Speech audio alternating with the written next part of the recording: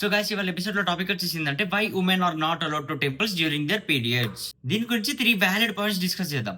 First thing ఏంటంటే temples లో ఒక పాజిటివ్ ఎనర్జీ ఉంటది. ఆ పాజిటివ్ ఎనర్జీ అనేది కింద నుంచి పైకి వస్తుంది. And at the time of periods women కి ఎనర్జీ అనేది పై నుంచి కిందికి వస్తుంది. At this time both energies will collide and they will create a physical imbalance.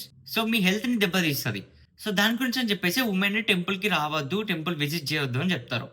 This is the first thing. And second thing ఏంటంటే ఇట్స్ ఆల్ అబౌట్ హైజీన్. మనం టెంపుల్ని ఒక purest form గా కన్సిడర్ చేస్తాం ఇన్ సనాతన ధర్మ.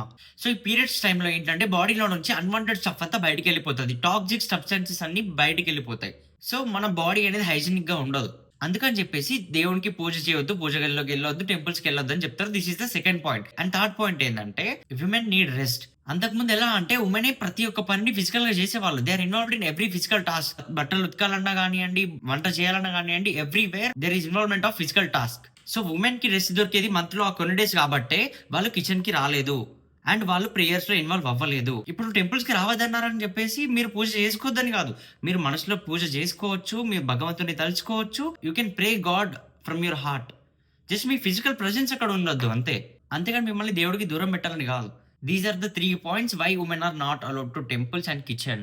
కానీ దాన్ని ఇప్పుడు మనల్ని ఏం చేస్తున్నారంటే ఫెమినిస్టులు అందరూ దాన్ని ఏదో వేరే విధంగా చూసి దాన్ని ఒక డిబేట్ లాగా క్రియేట్ చేస్తున్నారు. సో ఈ రీల్ నచ్చితే లైక్ చేయండి అండ్ మీ ఫీమేల్ ఫ్రెండ్స్ అందరికి రీల్ షేర్ చేయండి. Thank you so much.